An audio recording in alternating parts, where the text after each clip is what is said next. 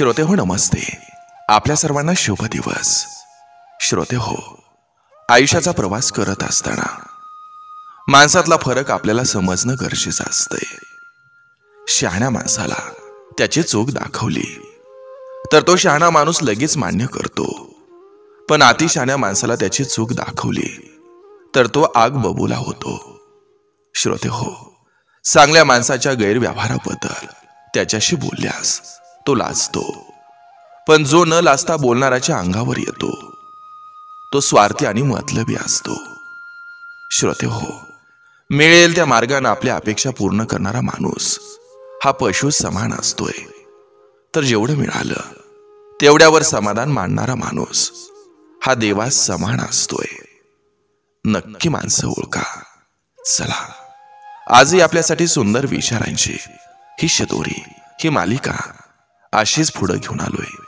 चला करूया सुरुवात सुंदर विचारांना, सुंदर सुविचारांना.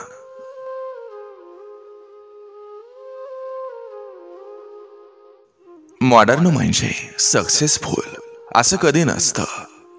स्त्रीचं यश हे तिच्या कपड्यावरून नाही तर मेहनतीतून दिसत असतं.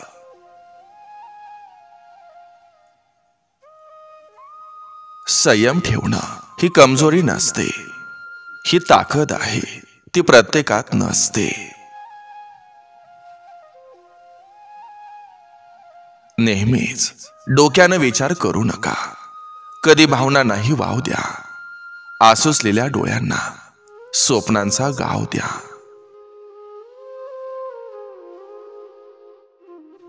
आयुष्याच्या प्रत्येक व्यवहारात जर आपण फायदा शोधत राहिलो तर समाधानासारख्या सुखाला मुकावं लागेल. हक्काच्या माणसाकडून हट्टानं मागून घ्यायचं असतं, मग ती विश्वासाची साथ असू दे, प्रेमाचे 4 शब्द किंवा मग कोणतीही मोठी गोष्ट.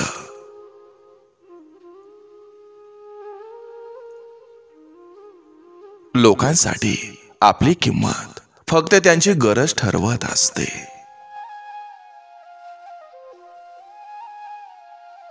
स्त्रीचा पहिला अभिमान हे तिचं सौंदर्य असतं आणि शेवटचा अभिमान तिची मुलं असतात. ती आपला शेवटचा अभिमान पूर्ण करण्यासाठी पहिल्या अभिमानाला मातीत मिसळून घेते, कारण ती एक आई असते. स्त्री सहज कोणालाही आपल्या मनात जागा देत नसते, आणि जर तिने तिच्या हृदयात एखाद्याला जागा दिली तर ती इतका जीव लावेल की याचा अंदाजही जगातील कोणताच पुरुष लावू शकत नाही.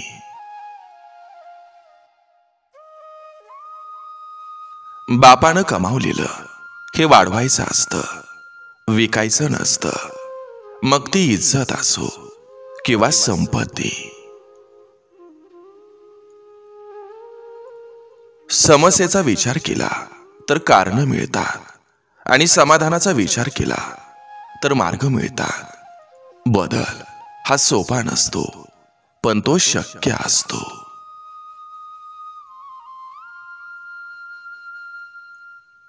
विश्वास ठेवला तर सगळे आपलेच वाटतील, पण शंका घेतली तर आपलीच माणसं परके होतील. सुकलेल्या सगळ्या पानात कधी कधी एक पान हिरवं दिसतं, जसं हजारोंच्या घोळक्यात एक कोणीतरी आपलं असतं.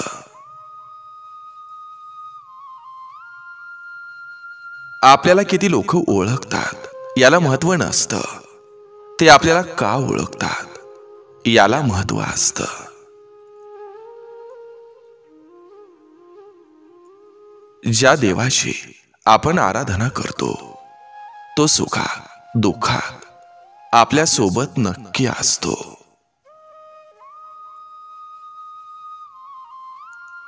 कधी कधी आपण चुकीचं असो किंवा बरोबर डायरेक्ट तोंडावर बोलायचं. म्हणूनच लोकांच्या आठवणीमध्ये कमी पण चर्चेमध्ये जास्त राहत असतो.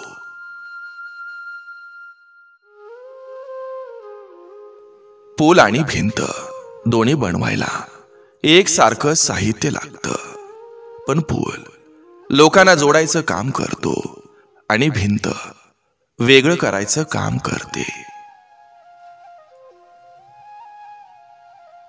प्रमाणापेक्षा जास्त सुख आणि प्रमाणापेक्षा जास्त दुःख कधीच कोणाजवळ व्यक्त करू नका, कारण लोक सुखांना नजर लावतात आणि दुःखावर मीठ चोळतात.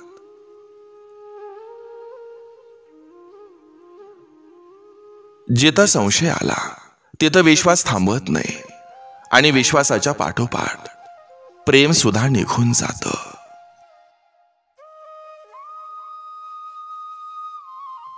जीवन हे एकदाच मिळत असतं, त्यामुळं दुसऱ्यांच्या चुका शोधून तिसऱ्याला सांगत आपला वेळ व्यर्थ घालवण्यापेक्षा आपल्यातील गुणदोष शोधून ते सुधारण्यात आपला वेळ व्यर्थ गेलेला केव्हाही चांगला असतो.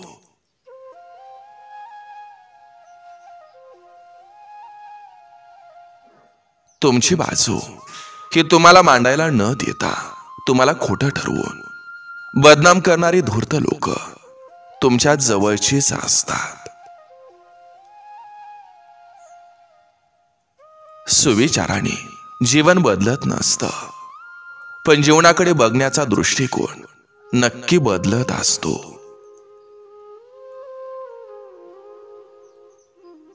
जगातील सर्वात मोठी संपत्ती म्हणजे आपलं शरीर. ते जर चांगलं असेल तर आपण जगातील कोणतीही संपत्ती खरेदी करू शकतो. गेलेले दिवस हे कधी परत येत नसतात. मनात ठेवलेल्या आठवणी कधी विसरता येत नसतात. पाहिलेली वाट कधी थांबवता येत नसते. आयुष्यातून गेलेली व्यक्ती कधी परतून येत नसते.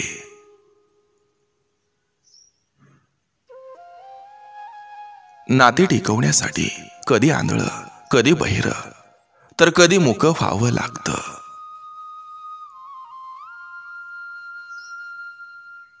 स्वार्थ साधून तीर्थ करण्यात काहीच अर्थ नसतो. इतकं जरी समजलं तरी जन्म व्यर्थ नसतो.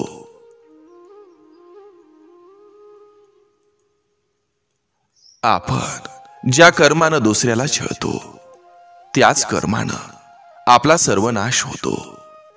किती ताकद पैसा असू द्या, म्हणून वाटेल त्याला मनाला लागेल असं बोलून दाखवू नका, कारण नियती बदला घेत असते.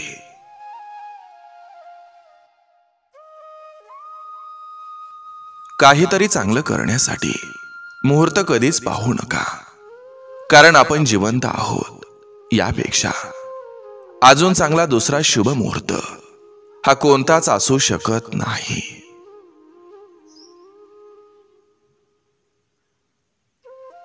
जीवनात त्रास हा त्यांनाच होतो जे सतत जबाबदारी स्वीकारतात, आणि जबाबदारी स्वीकारणारे कधीच हारत नाहीत.